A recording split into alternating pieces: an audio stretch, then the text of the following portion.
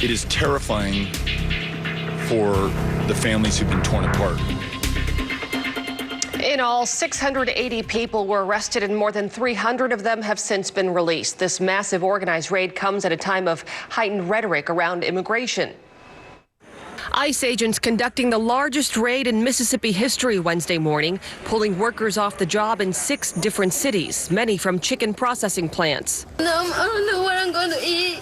Magdalena Gomez Gregorio's dad was one of those people. My dad didn't do nothing. He's not a criminal. It's kids like 11-year-old Magdalena that presidential candidate and former Texas Congressman Beto O'Rourke says he's terrified for. This is part of the environment in this country that sees immigrants as the enemy or a danger or something less than human to be treated in this way.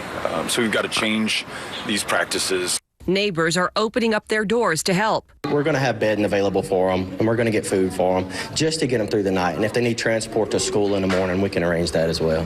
Homeland Security says yesterday's raid took a year of planning and was simply about enforcing the rule of law. While we are a nation of immigrants, more than that, we are first and foremost a nation of laws. Targeting people who unlawfully seek work in the U.S., as well as the employers who knowingly hire them. Right now, protesters are gathered outside ICE offices in downtown Seattle. They're rallying against deportations and conditions at the southern border detention centers. KOMO's Gabe Cohen joins us live in downtown Seattle with more. Gabe?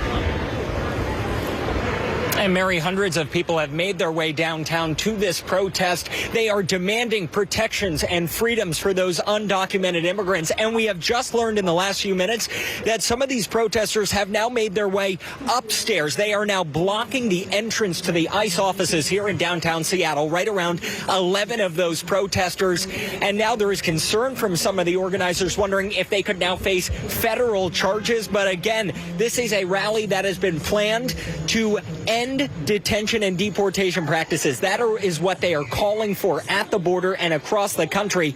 And this rally is actually being organized by Jews and allies who say they are following the leadership of immigrant rights organizations here in Seattle and across the nation. It is part of a national campaign called Never Again is Now.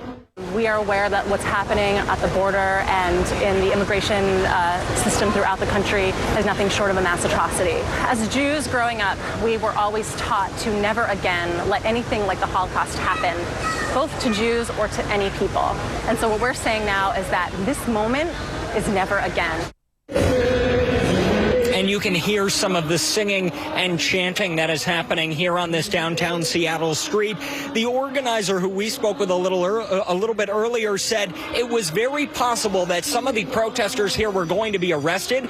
We did not know exactly what they meant at the time. But again, as I've said, we now understand that around 11 protesters have made their way upstairs. They are now blocking the offices, the ICE offices inside this building. We have seen some police actually going through the lobby. They appear to be going upstairs. We're going to be here at the scene. We will keep you updated. We'll have another live report as well coming up at 6 o'clock. We're live in downtown Seattle. Gabe Cohen, KOMO News. Growing crowd, Gabe.